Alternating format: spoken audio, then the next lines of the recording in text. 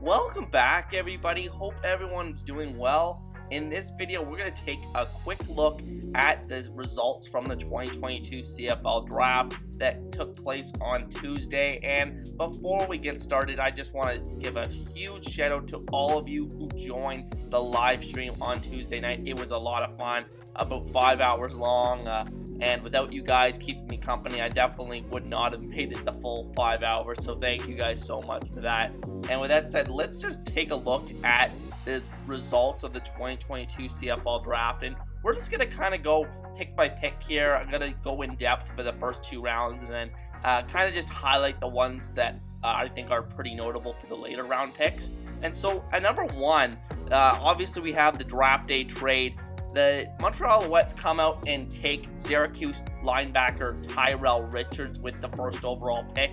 And Richards was long expected to go number 1 overall in this draft class. And it's just really interesting to see that Montreal is the team that comes up here and takes him. And it really only costs them a future prospect to do it. Other than that, they just flipped the 4th and 1st picks. So Richards is an interesting fit in Montreal. I think with the starting linebacker Chris Aki at weak side linebacker, obviously you're not going to start over him. But do they see a scenario kind of like BC had last year with Jordan Williams and Bo Lacombo, 2 Canadian linebackers? I wonder if that is the design and what they want to do next season. But regardless, I think Montreal was a team that was desperately in need of Canadian talent infusion, and they absolutely get a blue chip prospect to fill that ratio role. And then moving on to number 2, this was kind of a surprise. The Ottawa Redblacks take offensive lineman from the University of Ottawa, Zach Pelios, and I was higher on Pelios than I think some people. I had him as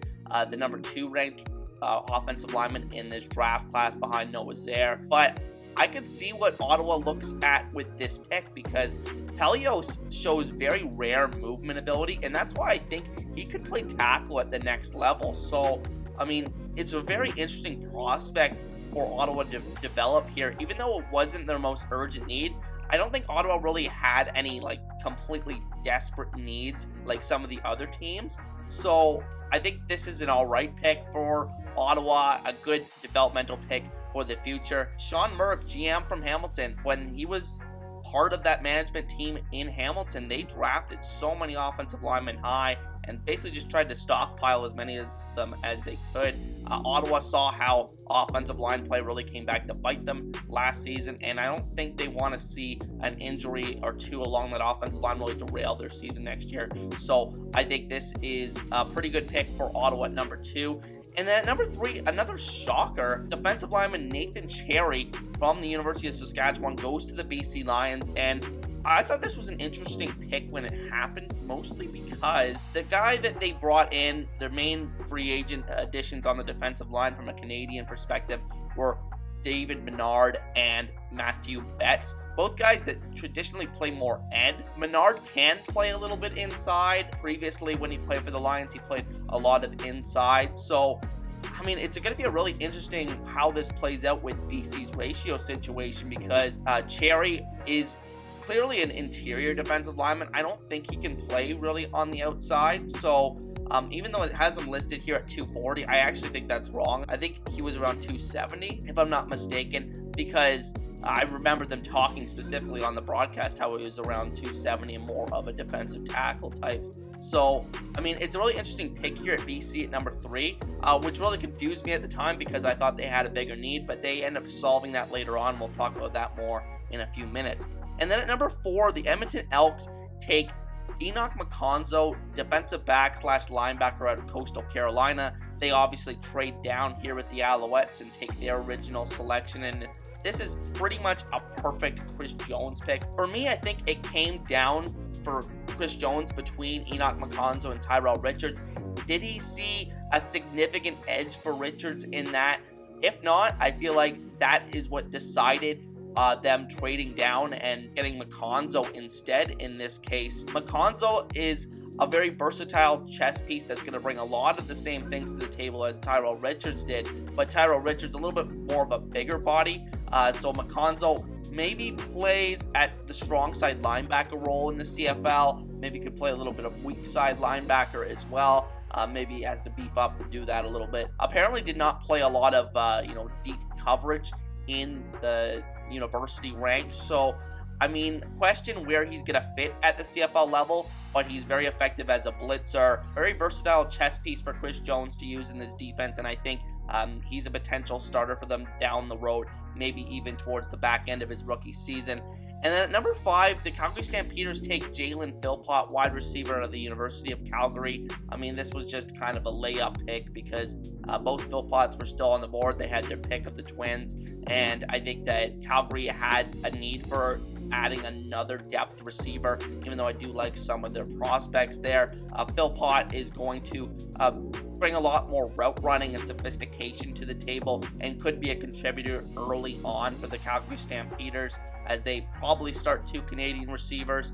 And then at number 6, the Toronto Argonauts with a pick that really surprised me, and that was Gregor McKellar, offensive lineman out of St. FX. Now, it's not that I don't think McKellar could be a good player at the CFL level, it's just that with the other offensive linemen that were still available, such as Noah Zur or Cyril Hogan St. John, I think that those 2 guys would have been better fits, but clearly Toronto has a type here. They took a couple of guys like Shane Richards back in 2019, Darius Bladdock they brought in free agency a couple of years ago, Dylan Giffen, a huge guy they have on the roster. They clearly like those big mauler type offensive linemen, offensive guards I should say, and I think they're really just trying to build a really, really big offensive line that can maul you and take advantage in the run game. So I think that's what makes sense here from the Argos perspective at this pick. I don't think they had any major needs, so I think that this is an alright pick, even though it did surprise me a little bit. And then the most surprising pick of the first round to me was the Saskatchewan Roughriders taking wide receiver Samuel Emelis out of Louisiana Tech, also played some of his university football at UMass. And even though I think that Emelis is a very talented player, I don't know if this was a big need for Saskatchewan. I know they lost Braden Lenius to the NFL, and then they also lose Terrell Jana to retirement. But I feel like they had other people in that role that can step up. I think you still have Mitchell Picked in there, who I think, maybe this pick says a little bit what they think about him and his upside.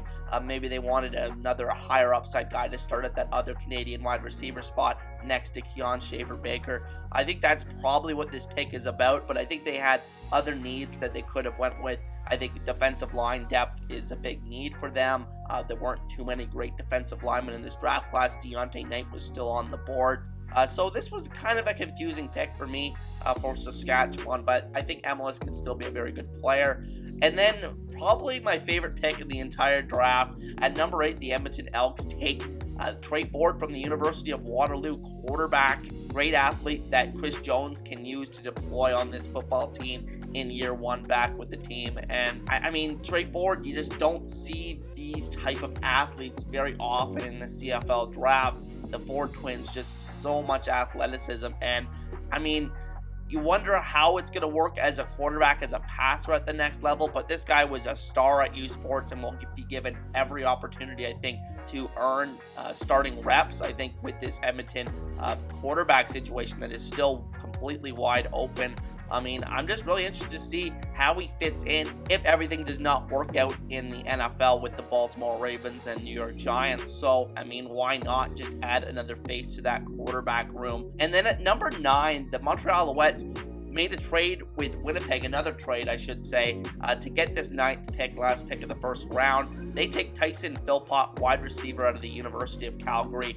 And Montreal, this is another need that they had, and I think this is another home run for this team because they desperately needed some more potential at the wide receiver position. I think that, they have Herji Mayala and Keon Julian Grant, two promising young players, but they haven't really completely, solidified themselves as complete starters at the CFL level, every day, every week kind of starters. So I think adding competition here with Tyson Philpott, who is a big play guy when he was with the Dinos, so I think that is a good pick for Montreal. Fills a need and brings a little bit more competition to camp at that wide receiver spot to compete with Mayala and give them also the opportunity to start two Canadian receivers this year, which I don't think they had previously. And then moving on to round number 2, we have at number 10 probably the best pick, in my opinion, of the entire draft, and that is defensive lineman Deontay Knight out of the University of Western,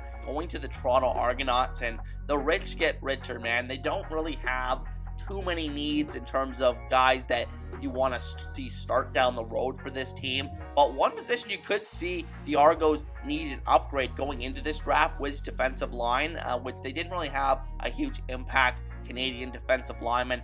They get that in Knight if he ever does come to the CFL. I believe he has one with the Tampa Bay Buccaneers and the Washington Commanders. So if he ever comes to the CFL, I think he's going to be a dominant bull rusher, kind of like a Cleon Lang, which I'm kind of surprised that Ottawa didn't take him at number 2 because of that. I thought he really reminded me of Cleon Lang in ways. So, I mean, this is just a great value selection for Toronto. Deontay Knight falls all the way out of the first round, a huge shock on draft day. He becomes the second defensive tackle available after Nathan Cherry goes to BC at number 3. Just a really big shocker on draft day, in my opinion. And then at number 11, the Ottawa Redblacks doubled down on offensive line, taking offensive lineman Cyril Hogan St. Don out of Laval. People may question this pick just because of doubling down on offensive line when they could have added defensive line depth. And looking back on Ottawa's draft and what they do from this point on after the second round, they didn't really add a guy that I think can come in and be a backup to Cleon Lang and Kwaku Boateng in year 1. So that's concerning, but I mean, I think they're going to set themselves up in a couple years for a really, really good young offensive line with 2 great blue chip prospects. I think you get 2 of the top 3 offensive line prospects in this draft class in Cyril Hogan St. Don and Zach Pelios. So I mean, I think this makes sense. I think Hogan St. Don is a natural fit as a center at the next level and moves very well for his size, similar to Pelios. So, I mean, I think people can criticize this, but I think it was an alright pick. And then one of my favorite picks as well, at number 12, the BC Lions take offensive lineman Noah Zura out of the University of Saskatchewan. I think this was just a no-brainer, and I said it before the pick. It's like, if this is not Noah Zura, I don't know what the BC Lions are thinking, but they end up taking Noah Zura, and I think is really the consensus most pro-ready offensive lineman in this draft class. So I think that is exactly what BC needed, exactly what the doctor ordered. They need a guy that can come in and compete right away and really get the best out of that offensive line unit in front of Nathan Rourke in year 1 as a starter. So one of the best picks of the draft, A+ from me. And then at number 13, another great pick, another one I called on the stream, and that is defensive back Tyrell Ford out of Waterloo, going to the Winnipeg Blue Bombers. Winnipeg trades back with Montreal with this trade and gets this pick. I think that Tyrell Ford, even though he may not be in the CFL this season, given the fact that he has that elite testing pedigree, what he was able to do in his pre-draft testing this year. But I think that once he comes to the CFL, this is a great possibility to upgrade the defensive back room, the Canadian defensive back room for the Winnipeg Blue Bombers. They're looking at probably starting a Canadian safety this year, with Brandon Alexander going to miss the first little bit of the season after suffering an injury in the Grey Cup last year.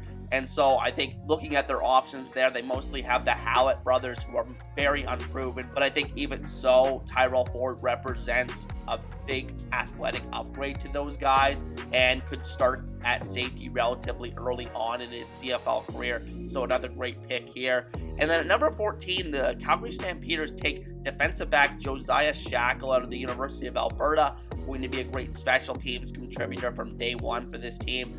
Almost has safety kind of movement skills, even though he's listed at defensive back here. I think most people had him listed as a linebacker. So another one of those hybrid guys that's going to provide a little bit more coverage upside. You put him here behind Cameron Judge to learn, and I think potentially take some rotational reps in year one. Makes a lot of sense for Calgary. And then at number 15, probably the most obvious, fits like a glove fit in this entire draft, and that's running back Daniel Adeboboye out of Bryant University, going to the Toronto Argonauts, who desperately needed a backup Canadian running back, and they get him all the way here at 15 in the second round. I mean, just, nothing really to say other than that's a great fit for Toronto, and I've talked about that in a couple mock drafts. Then at number 16, the Saskatchewan Roughriders take offensive lineman Zach Fry out of Western. I think this is an interesting pick. I think I probably would have went with another offensive lineman, Rodeem Brown, with this pick, given the fact that Fry just doesn't show a ton of high upside and play strength, even though, he was very, very effective during his career with the Western Mustangs. I mean, the testing numbers are really concerning. His commitment to the weight room is concerning in terms of the 9 bench reps that he put up at the CFL Combine. But I think that he could potentially be a guy that could play tackle at the next level. Might be a better tackle because he's less power oriented and more technique oriented. And so I think this is potentially a look to the future if the Jamal Campbell signing does not work out, which I think is a possibility because Jamal Campbell has some flaws as a tackle. This is a guy that could potentially develop in behind Campbell this year. So I think it's an interesting pick for Saskatchewan, even though I would have went with Rodeem Brown here. And then at number 17, very obvious pick. The Hamilton Tiger-Cats take defensive lineman Anthony Federico out of Queens. And Hamilton, another desperate fit. They needed backup defensive end. They didn't really have that on the roster, and it looked like they're going to start a Canadian defensive end this year in Mason Bennett. And Federico gives them that, and he gives them special teams ability right off the bat. Fits like a glove. Another one of these perfect fits here.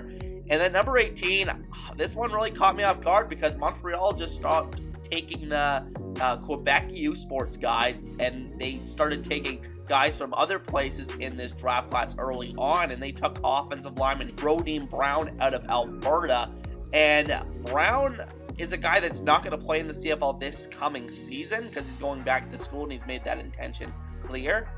But I think in a couple of years, we could be looking back on and say, this is the best offensive lineman from this draft class, just has great natural leverage, and is going to be a future starter at center, I believe, in the CFL. And Montreal, this is exactly what they needed. They have a lot of veterans that are going to be starting right now, and I don't think there was a starting spot available right now on this offensive line, but I think that in a couple of years, they are really lacking those depth prospects on the offensive line to develop, and Rodeem Brown is the perfect guy, I think, to slide into that role when he comes over in 2023. And then at number 19, a very strange pick.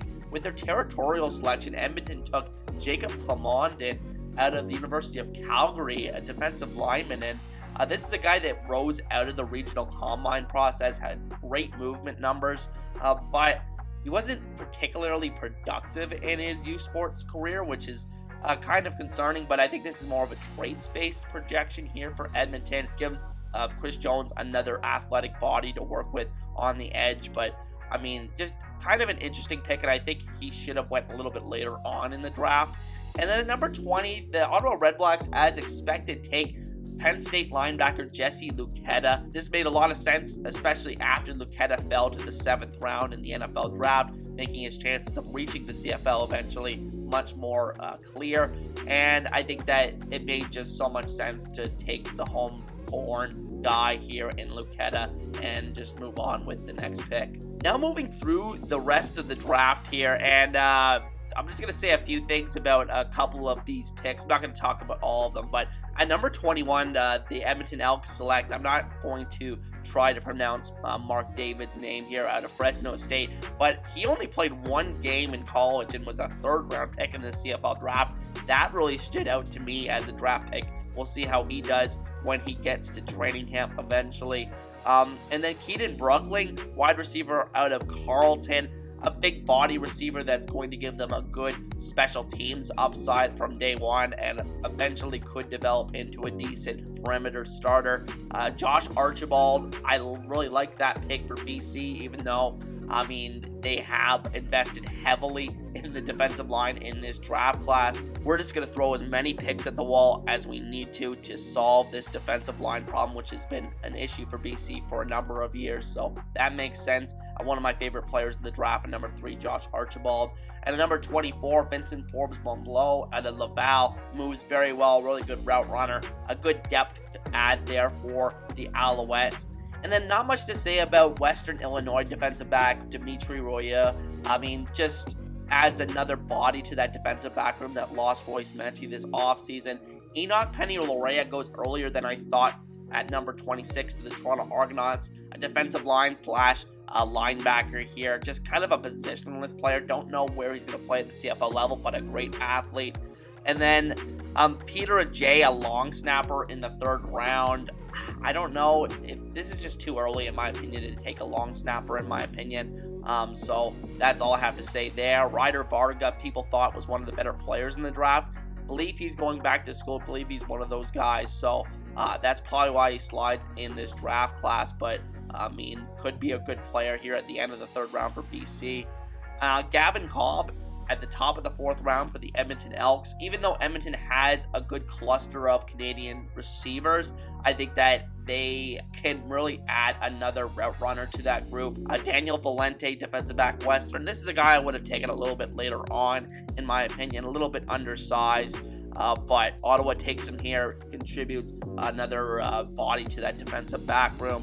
Adrian Green, I definitely would have taken him over Daniel Valente, for example, but it's just the way the board fell here.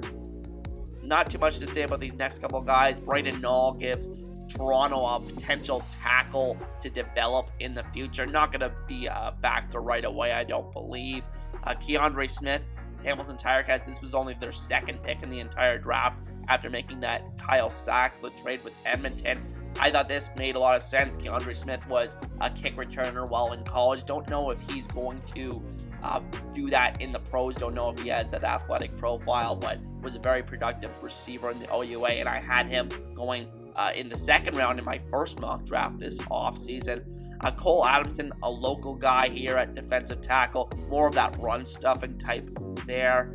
And then the pair of twins, the Apollon twins, going to Edmonton and Ottawa respectively at 39 and 40. I don't know too much about them. And then again, you got BC adding another defensive lineman. I think they drafted like 4 or 5 defensive linemen in this draft class. Just again, throwing everything at the wall. Makes sense pairing Pickett back up with his college teammate Cherry. And then other than that, just not a lot to say. Jarek Beeksma, I thought a lot of people thought that was a great pick. Thought he should have gone a lot earlier. Worth noting there. Jeremy Dominique out of Charleston, a guy that actually said before the draft that I am the best player in this draft class. And, obviously the CFL talent evaluators did not agree. Falls to the 6th round here, but you got to admire the confidence, and hopefully he brings that into training camp. And then Peter Kazushka at number 51 going to Montreal. This makes so much sense because Kazushka was thought of early on in this prospect as a potential 1st round pick, and then he kind of becomes the offensive lineman that ends up dropping far in this draft class, goes all the way to the 6th round here, but a really big guy that could be really effective as just an inline blocker at the next level. So I think that taking a risk here in the 6th round, adding another young body, makes a lot of sense for a guy that was pretty heavily regarded going into this process. Rashid Tucker, running back at the Queens, one of my favorite running backs in this draft class, probably the fastest running back in this draft class, but you have questions about how much he's going to be able to contribute early on special teams. Jaden Dahlke, another guy that was supposed to go a lot earlier, was on the Central Scouting Bureau rankings at one point. You know, other than that, going to round 7 now, John Mechie out of Alabama. BC takes him here. Why not? I mean, BC covered a lot of their bases in this draft class. Maybe could have added another offensive lineman, but I mean, not too much to nitpick with BC's draft. I think it's fine that they take Mechie here. Why not just take a long-term flyer? And then, I mean, other than that, Zach Herzog out of Hillsdale College, defensive back. Good story. A Windsor native, a little bit undersized. That's probably why he slips, but was a guy that a lot of draft analysts were very high on going into the draft from what I've read.